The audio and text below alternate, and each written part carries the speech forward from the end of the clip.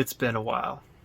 What's going on, guys? I'm sure you forgot about me by now. Welcome back to my financial climb, where I'm documenting my entire journey as I'm reaching multi-millions, and this is kind of the beginning of the stretch, but a whole lot of progress made last year, so I want to get into it. So this video will be a revisit to my 2020 goals, financial goals, and we'll talk about whether I passed or failed those goals. So this has been the first video I've created probably since August. There's a lot to cover, so I'll probably be making other videos to cover all of the things that's been happening to me as of late.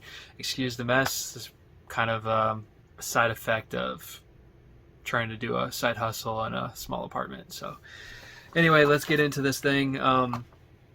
I know the first thing that I want to talk about was the first goal that I had of last year was to eliminate all my debt. That goes towards student loans and credit cards. I did a whole lot of math leading up to this, so even like 2 years ago, I knew that this was coming to a head in probably June of 2020. Turned out I could finish in May of 2020, but I decided to handle things a bit differently.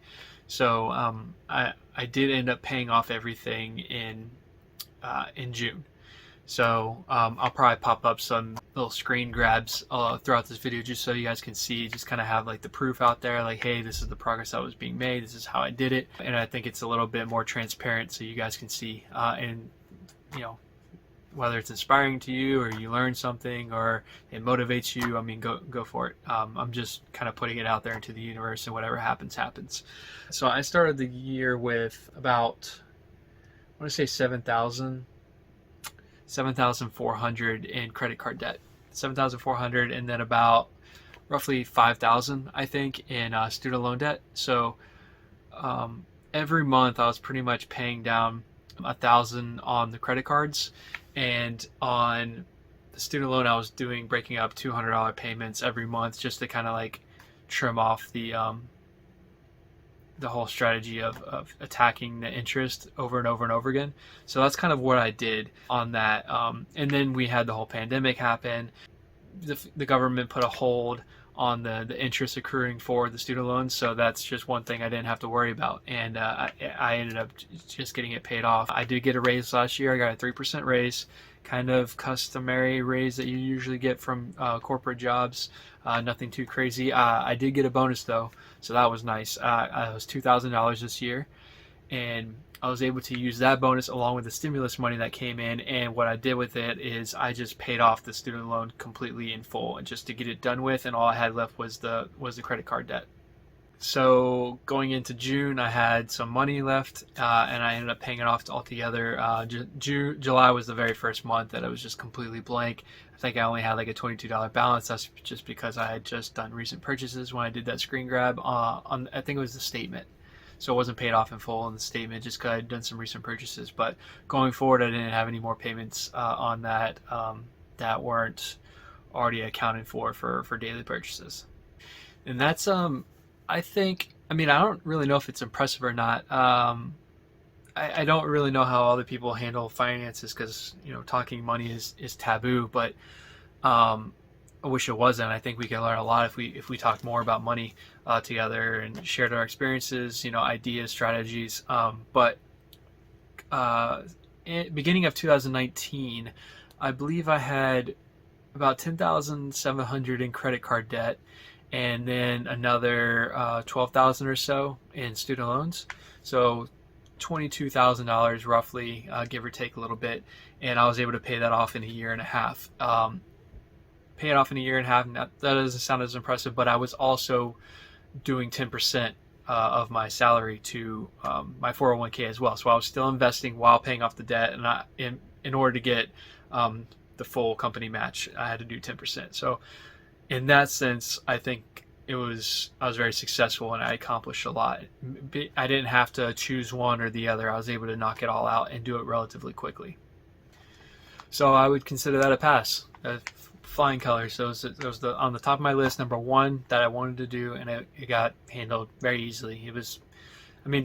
I've been thinking about it over and over and over again, running calcs on it. So it wasn't a surprise when it happened. It just kind of happened. And I think I actually numbed myself to having it paid off and being debt free and knowing the timeline that I was working with. So when it happened, I was almost kind of numb to it. I didn't really, I didn't feel any type of way once I finished paying off the debt. It's like I had already had it paid off for a long time. It just felt that way. So it was just on to the next thing once I paid it off.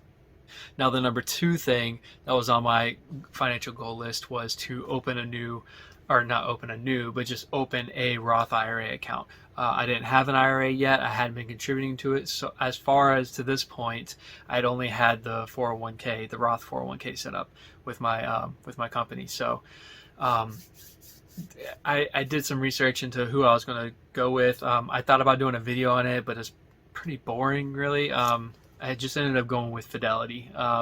Well established, have a lot of options with it, commission fees not necessarily not being there and having to worry about that, having a lot of investment options available. So I went with them, and almost immediately I was able to max it out or start contributing to it anyway. I was able to max it out before year end. Debt was done in June. I think I was maxed out in the IRA by November, probably even October. So I maxed that out. I was invested in a lot of things. I was kind of juggling around because I wasn't sure exactly what route I wanted to take. The option I went with was a T. Rowe Price Communication and Tech mutual fund. So I went with that, and a lot of my funds were in that. But then I also was doing a little bit of impatient investing, or cheating, if you will, by investing into a leverage ETF. So I put money into there because I wanted to make up for a little bit of lost time. I saw that the market was having an incredible year, despite the kind of year that we had, with all the lockdowns and everything, all the health panic. So I wanted to bottle that momentum up. So I ended up getting a leverage ETF to try to get a little bit more boost and do some catching up while I could. I held it through to the end of the year, and then that's when I changed investments again. So and I think I was able to get across the board. I was able to get like a 12% return. Like, even though I started late and I missed the first half of the year with this IRA, I was still able to get a 12% return in that account, which is pretty good, because the S&P over the whole year of 2020 only did 12%. So if I was able to get 12% in half the year, I consider that success. So I started, obviously $6,000 is your maximum contribution with the IRA. So I had the $6,000 contribution. I ended the year with $6,404. And obviously, when I'm hitting this year-end marks at the end of December, I'm recording all my balances just so I have like a baseline of where I'm finishing each year, and I'm able to cross-examine and compare, like, am I making the progress I need to? Do I need to make changes? And if I'm pulling that data and recording it on the same day every year, then I have something to go off of. So this year, I'll max it out with the 6,000. I'll take the 6,000 minus the 6,404, and then I'll be able to see how good my return was for this year. So that's just kind of how I'm deciding to record things like net worth and track expenditures and things like that.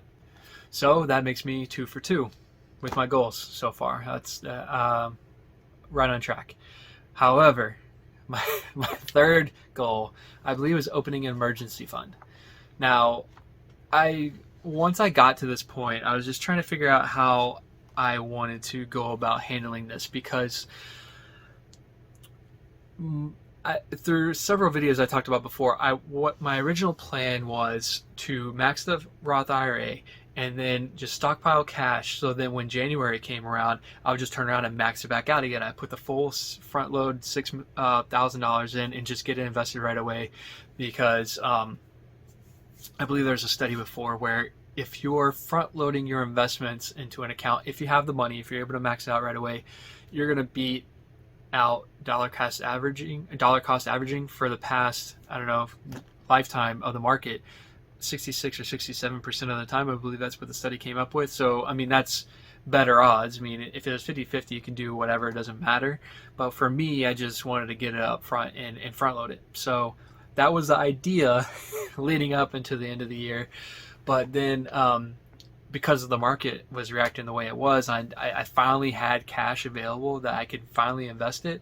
I jumped on the train with everybody else. I got on crypto.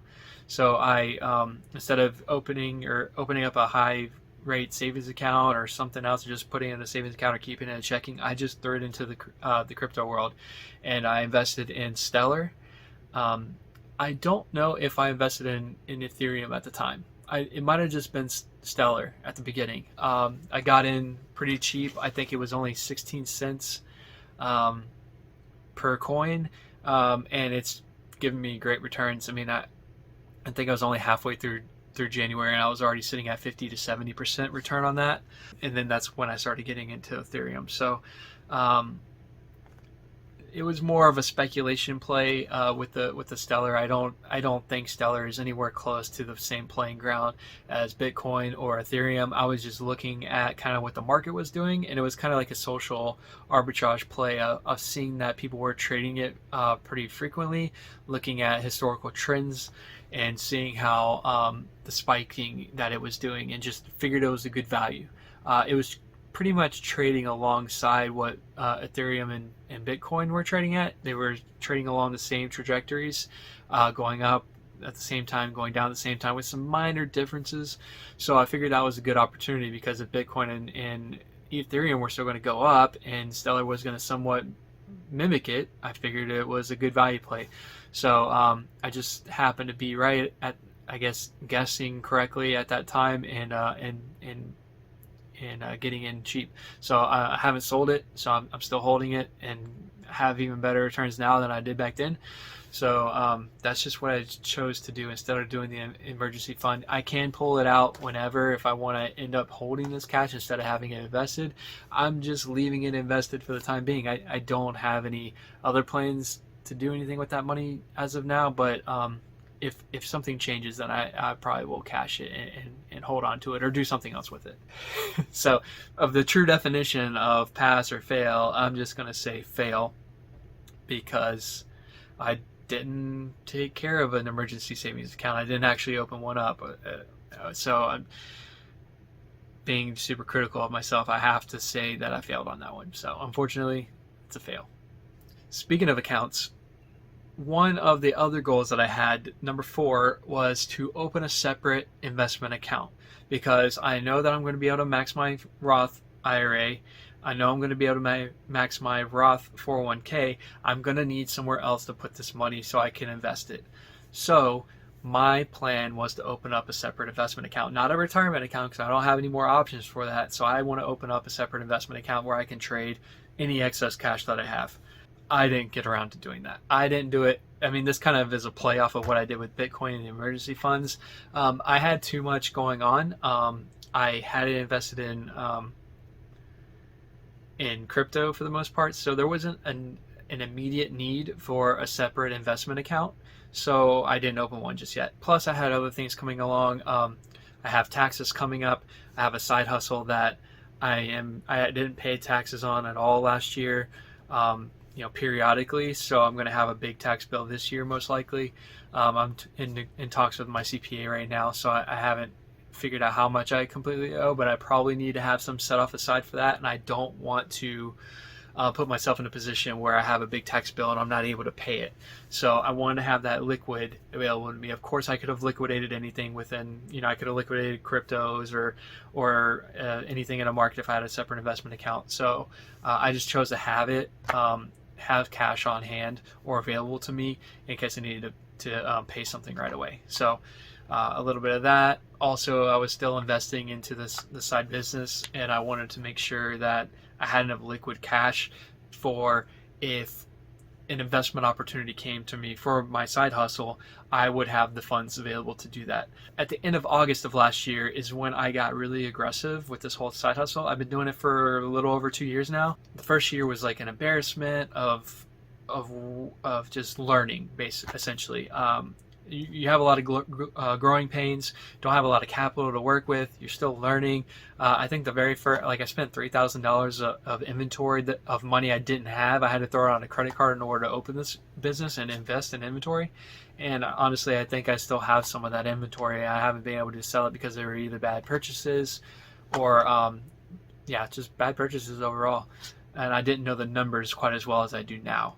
So August of last year, I said, okay, I know what I'm doing. I feel confident enough. Like if we're gonna do this, let's just go do it. And I just started dropping lots of money each month into it to grow super fast, and it paid off really fast. I started seeing returns immediately. Like December was an incredible month for me, not only because it's quarter 4 and you have everybody shopping, but just I knew my numbers, I knew what I was purchasing, and I had the confidence to pull it off. So because I was growing, I was continuously spending money. Obviously, I'm throwing on credit cards because I want to get the points, but I'm constantly churning inventory. So even though I'm dropping, 2,000, 3,000, 4,000 each month, the items that are selling off each month, I'm able to just take that money and then pay it off in full each month and continue rolling and increasing my inventory. So I want to say last year I did $39,000, slightly over $39,000 in revenue in my side hustle, which comes out to a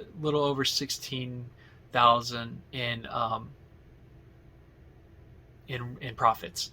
So I'm going to have to pay taxes on that. Of course, there's write-offs and everything like that, so I may save myself a little bit, but that's pretty much where I'm at, which is a huge increase over what I did my first year. I mean, my first year wasn't really a true first year because I started late in the year. I didn't get started till April.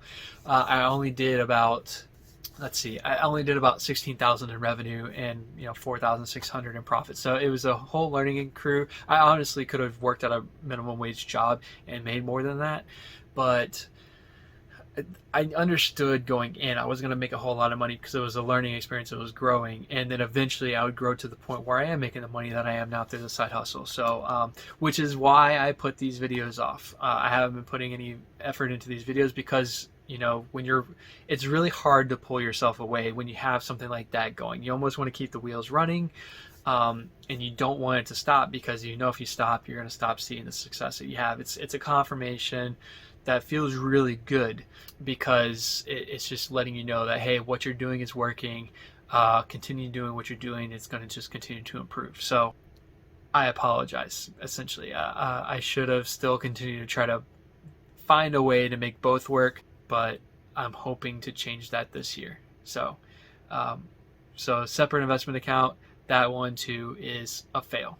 So we have the fail on the emergency savings, we have the fail on the separate investment account, and I just talked about the YouTube channel. I could probably touch base a little bit on that. I got ahead of myself, but that one is a fail as well. I think August was the last time I uploaded a video. I need to spend more time of documenting this because what's the point for me to get 4 years from now and have like $500,000 or so and then have nothing to reflect back on and say, hey, this is where I came from. It just to kind of waters down the product, or just it doesn't have quite the effect of documenting things and showing things of where you've been, where you've come from. So I do want to get better with sharing that, my experiences, my ideas, my concerns, my strategies, and that's just something that I just need to get better with, plain and simple. Whether it's scheduling time on a calendar and saying, hey, I don't care how much work you're getting done here, you need to make a video right now, you need to shoot it, you need to edit it, thumbnail, whatever. And I do need to get better with that. And I hope that this year is a change of pace. I did upgrade my computer.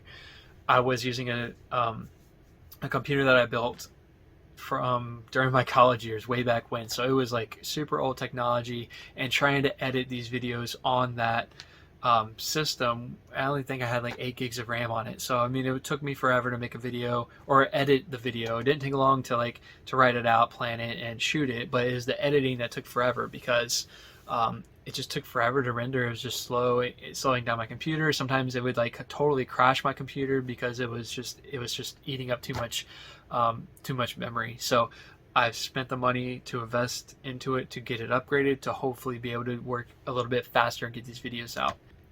because that was really discouraging to spend all this effort into a video to get a mediocre product, or realize that you just wasted 4 days that you could have been working on another project that is giving you thousands of dollars. So I'm hoping for better results this year. And then my last goal that I had, and I don't really know how to grade this one because I don't think I was clear enough in what my expectations were, or what my goals were, or what it all included. I know the caveat I kind of put down was like, I wanted to have this amount of money by end of year, but I didn't say of what. So I had 40K as an idea. Like, I'd really like to be north of 40K before your year is in, but I mean, in what? In 401K? In 401K and Roth IRA? Are you considering your emergency fund? I don't think I really covered that well enough as to what I was really looking for. So let's just say, for the purpose of this video, that I was looking for that amount in my 401K, in the Roth 401K. So, which at the time of making that video was around the time the market was crashing, and I had around $19,000, $20,000 in the account after it had dropped down. I mean, I dropped down all the way that far during the pandemic, so I had quite a ways to go to reach back up to 40. I first had to recover, and then I had to build on top of that. So lucky for me, I succeeded with being in that mutual fund that I've discussed in one of my earlier videos of breaking down my 401K. I'll probably link that up above, actually, of just kind of exposing my 401K, just kind of walking through it. It's a pretty long video, guys, but if you want to know anything about like how to navigate the platform, or what I look for, or what I look at, or just kind of like how I particularly monitor, maybe not necessarily how I go about making decisions, but how I stay up on it and monitor it and keep my eyes on it to make sure it's performing the way I want to. I cover like a lot of information on that. So what I'm invested in is discussed in that video. And also like why I moved certain investments that I was in to the one that I am today. That investment last year performed really, really well. I was up 31 to 33% last year. And as I discussed before earlier, the S&P only did, or the S&P, I said only did, the S&P did 12%, which is good. And for its standards, it's normally 7 to 8%. So to get 12% is a huge year for the S&P. But if I'm doing 31 to 33, I mean, that's an incredible return. So I'm really happy with that. It got me to around 46,500, somewhere around there. Again, I'm probably going to be putting up screen grabs over this so y'all can see and kind of have proof of like, hey, it shows you the chart and everything of where it was going. And the progress it made, as well as the return in amounts that were input to it, and its dividends, capital gains, things like that, or capital growth. And so that was really impressive. So I had the 46,500 there. I already beat that goal that I had. So that was excellent. And then you take into the fact that I had the Roth IRA as well. So I had $4,000 or $6,404 in that too. So you throw that on top of that 46. Now you're breaching 50K. So, I mean, just a really, really good year overall for me financially, just as far as investments and debt. I mean, it was a tremendous year. I mean, I couldn't have asked for better, honestly. It felt good because it felt like I was actually making a lot of progress, just because everything was happening all at once. And I knew it would. Like I said, I did the math and I knew it would. So it's just kind of funny when it all plays out to the way that you did the calcs on, and it's just reassuring that you're not crazy, and you're all that hard work is going to pay off. So and that side hustle, I haven't paid myself at all with that. Everything has been reinvested back into the business to kind of boost that growth even faster, so that when I can finally withdraw from it, it's not going to affect or hurt the business itself, which is the last thing I want to do. I want it to continue growing like a beast. So that's kind of where I'm at on that. I'll cover that more in a later video though. So that was a pass. Did really well with that. So out of that, that's what three passes and 3 fails, so 50%. Not great, but also I discussed I had other things going on, so I mean, maybe it's not as bad as what I'm making it out to be, or being hard on myself, or being overcritical. I don't know. It's up to you. Hope that you guys found this information valuable, entertaining, informative, motivational. If you do appreciate the videos like this with its transparency, I appreciate if you like the video. I'd really appreciate that. Kind of help me grow, reach other people, get more people talking about money. I know there's other videos out there that talk about money and personal finance and things like that. This is just my personal journey. This is more of like a case study than anything. Yes, I will probably drop other videos discussing, investment vehicles, how I do analysis, things like that. But it's more about my journey as well, which I mean, it's unique to me. Nobody else can speak to my path, my journey. So that's just, if you want to go along for the ride and kind of see what I'm doing and the progress that I'm making, I think I am going to nail this out of the park. I really have huge goals. And I don't think it's very common or standardized or a common goal of anybody to try to do what I'm trying to do. So that may be fun. I don't know. I think when I look back, 8 years from now, I'm going to be like, wow, that's where I started from, and this is where I am now. And I'm just excited to share that journey with everybody and just kind of show you what's possible. Yeah, and just be totally transparent with it. So anyway, I got to get back to the side hustle. It's kind of late right now. I like to get some more work in before I have to go to sleep to get up and do my full-time job. So I want to knock some things out and prepare my next video for you guys. So I'm hoping to do it once a week, but we shall see. So anyway, thanks guys. Like, comment, subscribe. If you have any questions for me, feel free. I'm pretty transparent, as you can clearly see with this video. I'm willing to answer whatever, and I'll see y'all next time. Later.